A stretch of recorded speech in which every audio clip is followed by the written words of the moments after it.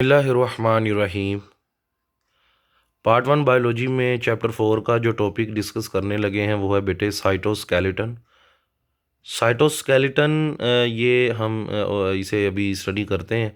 Cytoskeleton actually होता क्या है? साइटो का मतलब होता है सेल, स्केलेटन मीन ढांचा। तो माय डियर स्टूडेंट, ये सेल का ढांचा इसे कहा जाता है, सेल का स्केलेटन कहा जाता है। जैसे अगर मैं अपनी बात करूं तो हम मेरे में जो स्केलेटन है वो बोन्स का स्केलेटन है, जिसके साथ मसल्स जुड़े हुए हैं। और ये मुझे क्या करता है मूवमेंट में, और ये बॉडी को शेप प्रोवाइड कर रहा है, मुझे सपोर्ट कर रहा है और मेरी मूवमेंट में ये हेल्प कर रहा है। तो इसी तरह एक सेल के अंदर भी स्केलेटन होता है जिसे हम कहते हैं साइटोस्केलेटन। और ये होता कहाँ पे है और इसका काम क्या होता है और कौन कौन सी चीज़ें इसे बना रही हैं, तो इसे हम आज डिस्कस करते हैं अभी। इसमें नंबर ऑफ़ शॉर्ट क्वेश्चंस भी हैं, एक दो शॉर्ट क्वेश्चन है और एमसीक्यूज भी हैं एक दो। तो let's start the topic cytoskeleton. सबसे पहली बात, जो साइटोस्केलेटन है इसमें अगर देखा जाए तो साइटोसोल कंटेनिंग साइटोस्केलेटन फैब्रिक्स।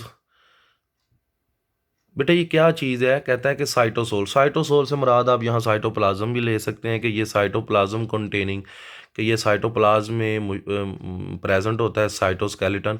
और ये फैब्रिक्स है यानी कि धागेनुमा स्ट्रक्चर्स हैं, फॉर्म्ड ऑफ, ये बनी होती हैं तीन चीज़ों से ये बना होता है।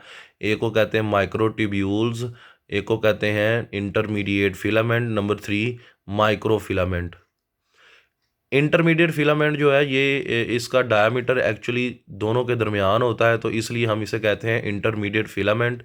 ये तीन माइक्रोट्यूब्यूल्स, इंटरमीडिएट फिलामेंट, माइक्रोफिलामेंट, इन तीनों के मिलने से क्या बन रहा है? साइटोस्केलेटन।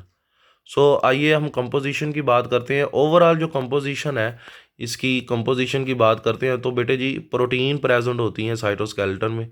और वो प्रोटीन कौन कौन सी हैं? ट्यूबुलिन प्रोटीन है, एक्टिन प्रोटीन है, ट्रोपोमायोसिन प्रोटीन है, मायोसिन प्रोटीन है। और इन इन चारों प्रोटीन को हम कहते हैं कॉन्ट्रैक्टाइल प्रोटीन्स।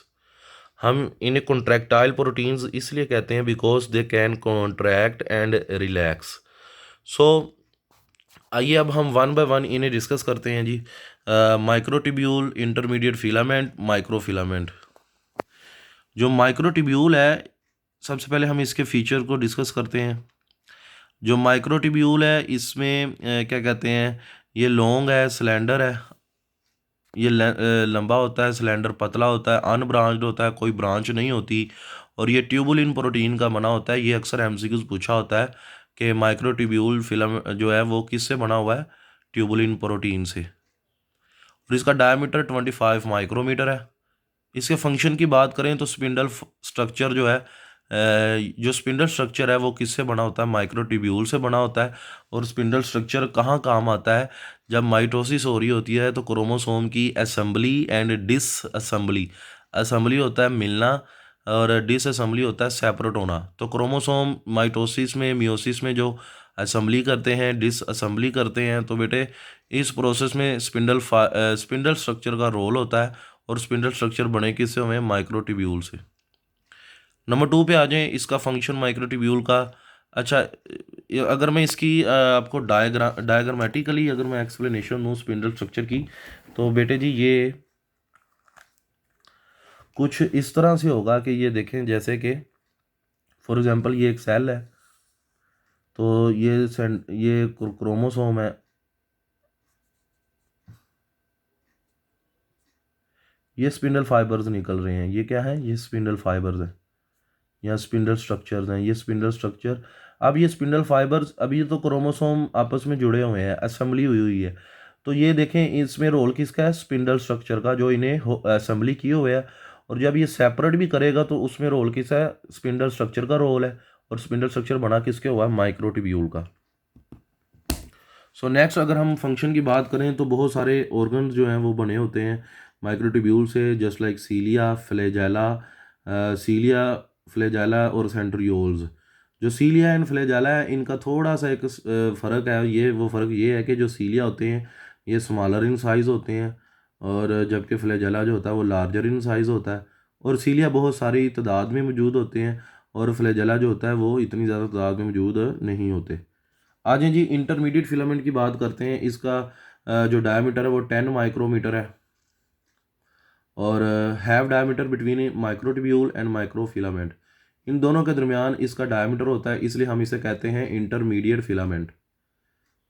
फंक्शन की बात करते हैं तो determination of the cell shape, जो सेल की शेप है उसको ये मेंटेन किए हुए है इंटरमीडिएट फिलामेंट।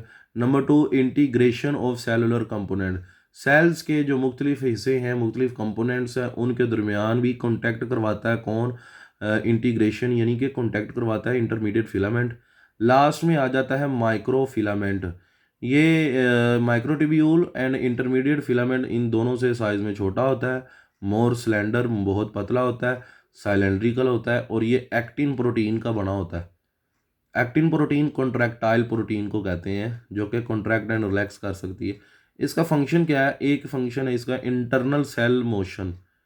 अच्छा, इंटरनल सेल मोशन जो मतलब कि फॉर एग्जांपल सेल के अंदर जो मोशन होती है, आपको आइडिया होगा, हमने एक मोशन पढ़ी थी जो सेल के अंदर हो रही है, किसी को याद हो?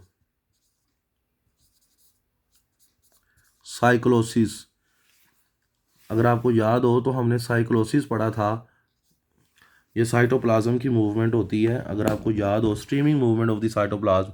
आई होप बेटा ये आपको लेक्चर समझ आ गया हो। Thank you very much. अल्लाह हाफिज़।